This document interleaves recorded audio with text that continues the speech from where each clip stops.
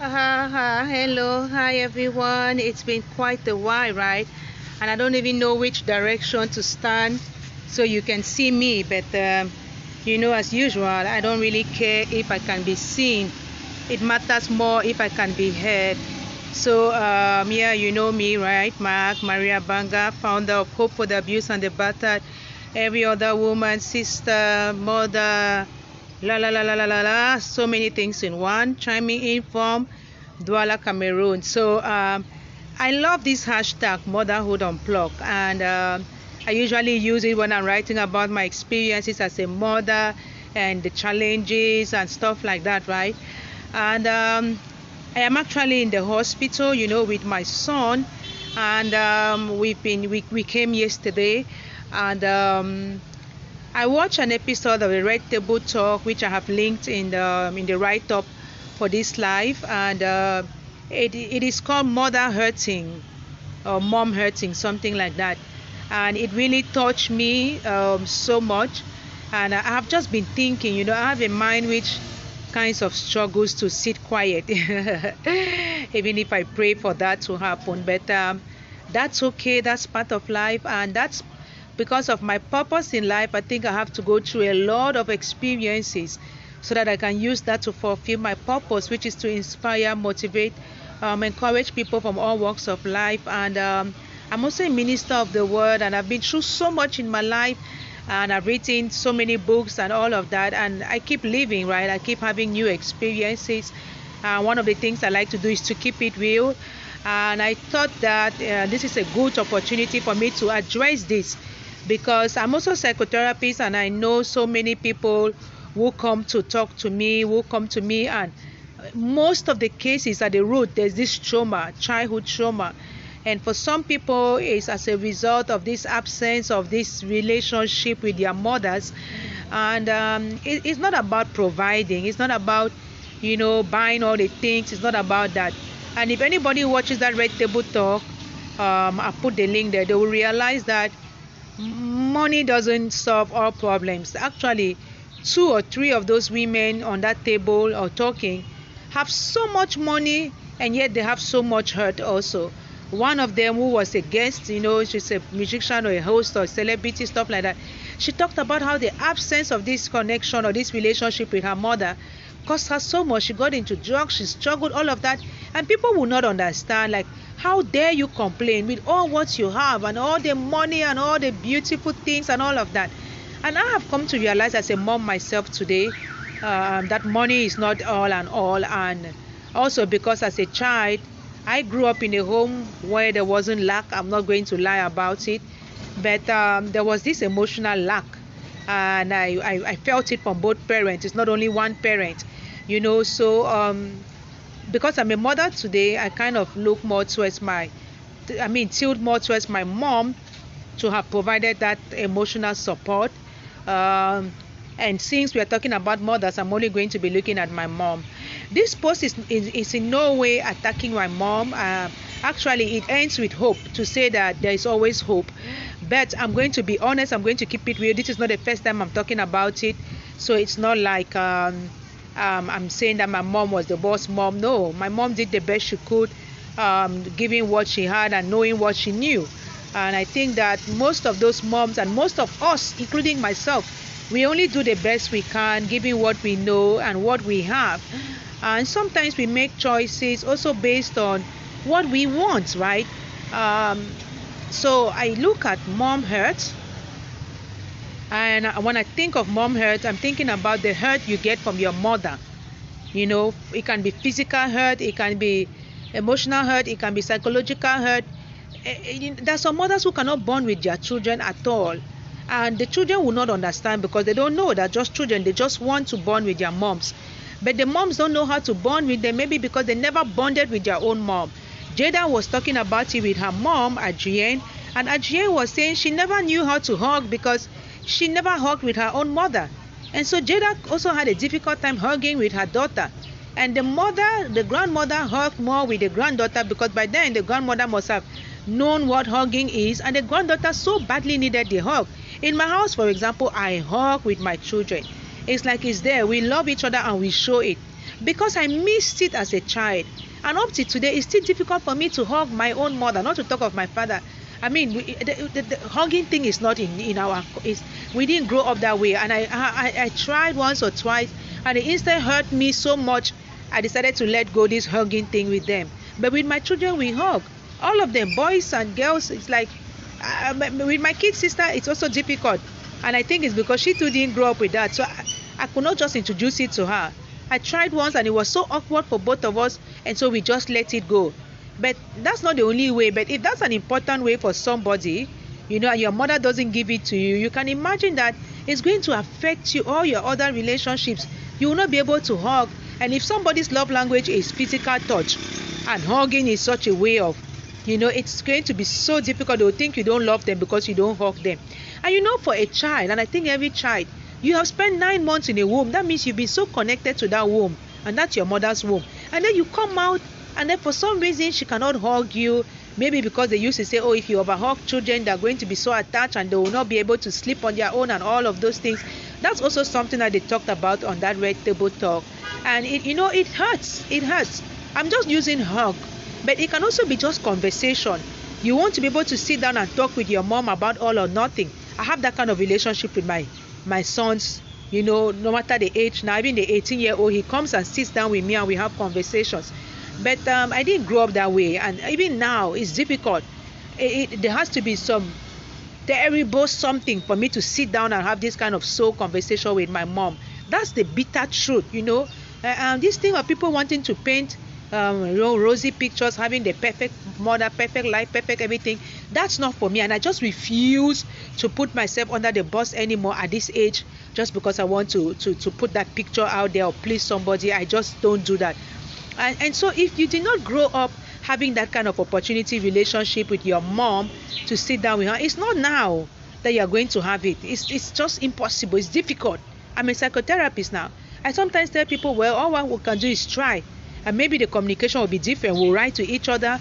We'll talk to each other when it's so necessary. We can just sit in the same space with each other, but we don't talk to each other because we didn't grow up that way, And Jada was talking with her daughter, and her daughter said that's something she missed so much, and that's her own mom hurts. But that's a family where there's money flowing in abundance like milk and honey. But the daughter missed that because Jada didn't know how to give that to her daughter. She didn't get it from her mom. So for her, it's like just toughen up, solve your issues. There's no coming to make baby emotional here. That's not how she grew up. But the daughter needed that, and she still struggles with that. And it gives anxiety both ways. Because the mother is so anxious that the child needs them, and they themselves start feeling it, that I cannot provide for my child what the child needs. I keep buying and providing everything, but the child keeps needing and needing. What does this child need? What do you want? I remember once when I wanted to go to my dad's place after like 8 years not going there. It's in my book, and my mother asked me, what do you want? And I said, books. Books had replaced everything for me. Books are so important to me. Books are like, I can hug my books, I can sleep with my books, my books. You see somebody who grew up and they will cling to their cars. It will replace human relationships. You want to blame them. Did they grow up knowing the value of human relationships? Who made time for them? I remember I would just go and wander the whole neighborhood. Maybe the way they wanted me to sit down is not the way I wanted to sit down. And sit down and do what? Sit down and just make a mistake so they can spank you. No, I better go and play with my friends in the hood and stuff. But that still left that void in me. So that is just something I wanted to talk about. Mom hurts. And so the hurt you get from your mom. And the truth is that we sometimes grow up and we are hard towards our mothers, thinking that they hurt us deliberately. Maybe some did, but some is because they didn't know any better. But the hurt has already been there. So then there's the pain, because you grow up, you become a mother now, and maybe you don't know how to be a better mom to your children. Where did you learn? And so you dabble. And there are two things. Either you are the same mother you were running away from your childhood, because anyway, that is what was ingrained in your brain, right? Or you are the opposite, which can also become overprotective and can spoil the child. Either way. Or by the grace of God, you dabble and then you find a balance. So this is one option. Okay, there are three. You become the same. Maybe a terror mom, a tiger mom, a mean mom, an absent mom. She can be present in the house, but she's absent. The mom you cannot go and talk to about what's going on in your life. I couldn't, for example, dare ask my mother what menstruation was. This is me, I couldn't. I remember my first experience with a pad. I wore it upside down, and it was such a pain to remove it. But I think back then, it's not only my mom. Many households, maybe some, they talk to their children about it, but I don't know. But in me, they didn't talk to me about it. And I know some other friends who said, no, nobody talked to them about it. Not their mom. Their mom didn't talk to them about it. Not to talk of boyfriend. What? Are you crazy? You know, all of those kind of things. And puberty and everything. You just have to toe the line. But that was so hurtful. And so now as a mother, I fortunately I have only boys, you know, so it's not like I want to try and be the best example I can be to them, because they are not women, you know, they're not going to be mothers tomorrow. But I decided to be the opposite, like hug my boys, be there for them, maybe even trying too much. I'm finding a balance now, and which is difficult, you know, but you know, I just decided not to spank, for example, because no, I've been spanked enough for my future generation. So spanking is not in my household and stuff. But imagine some other mothers who struggle to not be the mothers that they had. It's going to be so painful, because they might find themselves being that mother and then now in pain because that's not the mother they want to be. But then they don't open up to say, help me, how can I be a different mother to my children? Because they think, well, okay, well, that is how it is now. There's a generational curse, all of those kind of things. And so you repeat the same thing. You are the same terror mother to your children, and it's so painful. Or you are the overprotective mother, the mother who says, I sleep with all of my children. They don't go to nowhere without me. I know where they are 24/7. Can you live that kind of a life? It is still painful, because you will end up not having your own life.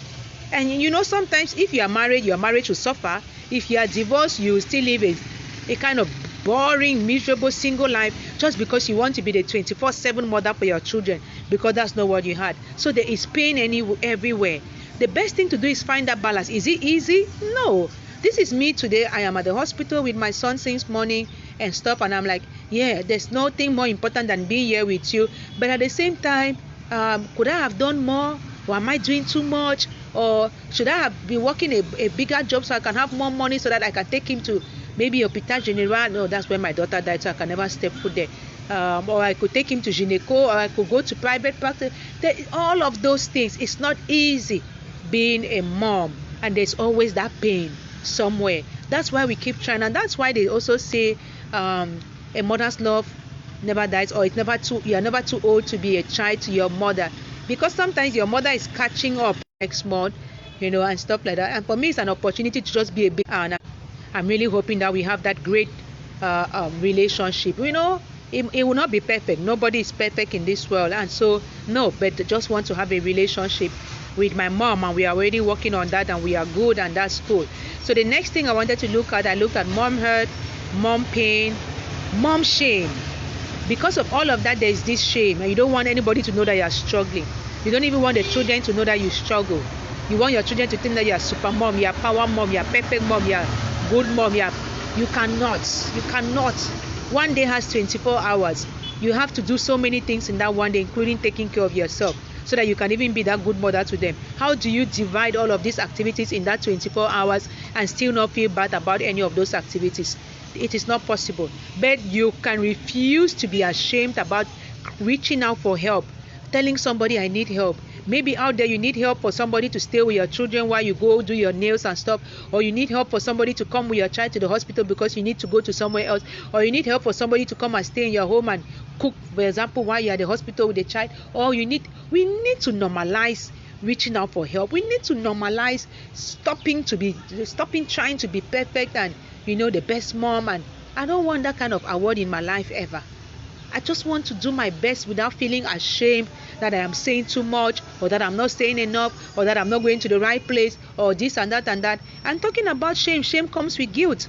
I refuse to feel guilty about anything. Let me be very honest, right? Sometimes some people wanted to make me feel guilty about the choices I made in my life, and I could have been working abroad, I could have been making millions, I could have been, not to talk about my mental health only, but also the fact that no, I left my children for 4 years, and so I want to spend the maximum time I can spend with my children now. So no, I sacrifice working good, well-paying job and all of those things so that I can be more present for my children. Show them another way of living with the one said what we call the barest minimum, just so that you are alive to life. I look at people, they have money, but they have problems. You think that it's at Hospital General that people don't die, or it's in the abroad that people don't die, or it is when no, we are all on this journey called life, and nobody is living this journey alive. So what's the point? Just try your best. If you can afford you better Papa in the village, if you can afford better district hospital in the village or in Boya or wherever, even in Douala, I know people who gave birth at the district hospital and their children not alive. So I cannot, feel guilty because this is where I can afford. This is the hospital I can afford, and I'm not ashamed to reach out for help. Let me not stop this video without acknowledging my son's father. I reached out to him and I said, look, this is what's going on, and I cannot do this alone, and this and that and that. And he asked me, what do you need? And I told him, and he even sent above what I needed. And so I'm so grateful. Had I kept the bitterness of our failed marriage or whatever, broken marriage, and not reach out to him, because sometimes you want to show that you can do it on your own, or your family can help you show that. No. I decided I was not going to do that anymore. He has every right to be aware of what's going on in his son's lives. It is left for him to show up or not to show up. And by God's grace, he's showing up. So I thank him. And even though he says, no, you don't need to thank me. No, I would thank him. I have a grateful heart.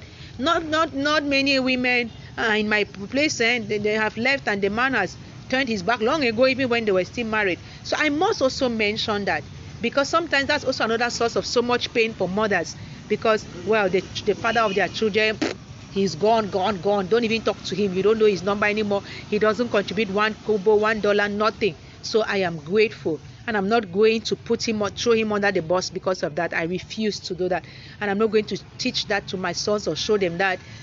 Even if you have a failed relationship, broken relationship, you can still be a great father, or you can try your best, as I like to say.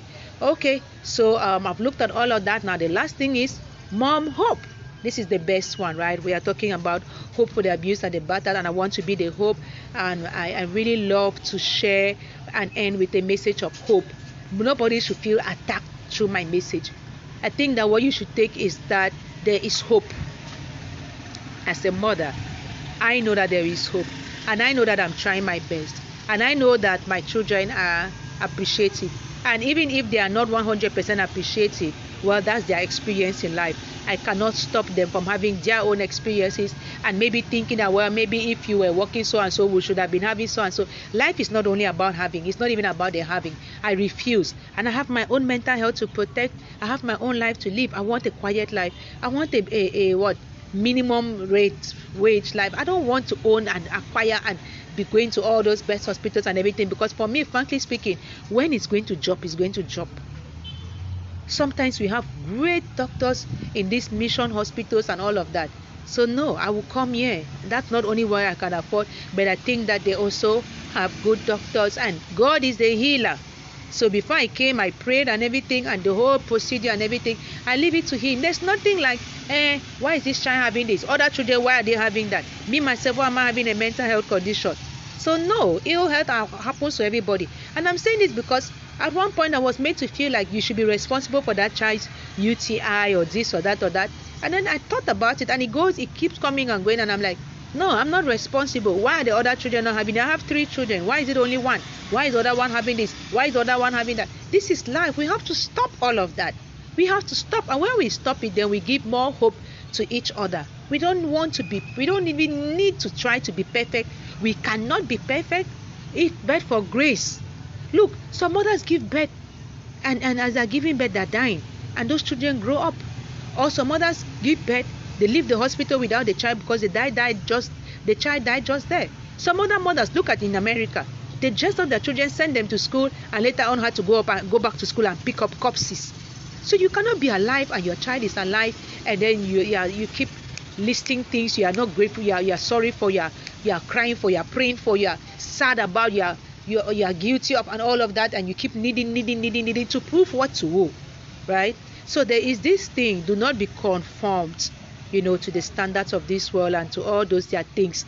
Renew your mind. Say God is your provider, God is your healer, God is your comforter, all of that. So in every situation, especially as a mom, because moms in particular, sometimes that Prince Nicole song is for real. I cannot sleep. I haven't slept. I was thinking, I was praying, I was this. I went for a walk yesterday. My head, because sometimes when I'm thinking, my head just wants to blow up, and I had to go and all of that and talk to different people, and then they told me different things. Some people will alarm it, some people will calm you, some people will this, some people will that. But I'm just grateful that I reach out and I talk to these people, and then yeah, I have this solution, and I'm trying my best. I didn't talk to some people, I will not lie, because no, what they tell me can instead break down my spirit, and I'm not willing to have my spirit broken down, so I don't talk to them. And so if they see it on social media, that's my own way of expressing myself, also knowing that they're going to pick you up from there. And if anybody attacks me about that, I've passed that age to be bothered about it. That's also one way of saying that's my own boundary. I put my things on social media, it works for me that way. You don't want to put your own there, don't put. But if you affect me in any way, and I can mention you, if I don't mention you, I will say some people. If you relate and you identify yourself in those people, well, God help us all. Okay, well, so we are here, and we are waiting to collect the first lab results, and they said it will be ready at 1, and I didn't want to go back home to come back at 1, so that is also it. I'm waiting, and then soon we are going to collect it, and we are going back to see the doctor.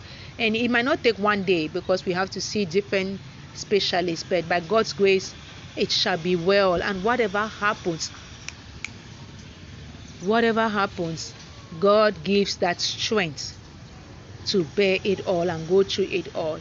So I really want to thank God, and I want to say, please mama, stop beating yourself up. Stop being ashamed about something. Stop feeling guilty. Look, if something is causing your child pain, talk with the child. It's never too late to build that relationship. And if you feel like, I don't want to, it's not going to work for me and everything, well, you can do better even by your grandchildren. And that's what I see a lot of mothers do, right, including mine. And I'm just so grateful. It's beautiful to even see that they're having a better relationship with your own children that they had with you. They're learning, they're growing. We all are growing. And because I don't know her own story as a child, I cannot even hold her to any measure, right?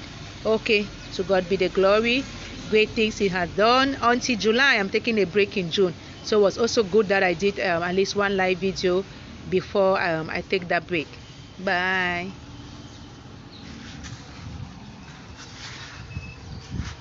He's hiding. Say bye.